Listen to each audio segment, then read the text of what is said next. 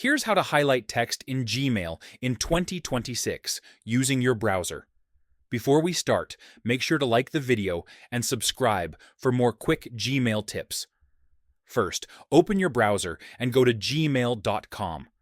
Sign into your Gmail account, then click Compose to start a new email or open an existing draft. Now, type your message. To highlight text, simply click and drag your mouse to select the words you want to highlight. Once the text is selected, look at the formatting bar at the bottom of the email window. Click the text color icon, then choose a background highlight color or a text color. You can use yellow, blue, green, or any color you prefer to make your text stand out.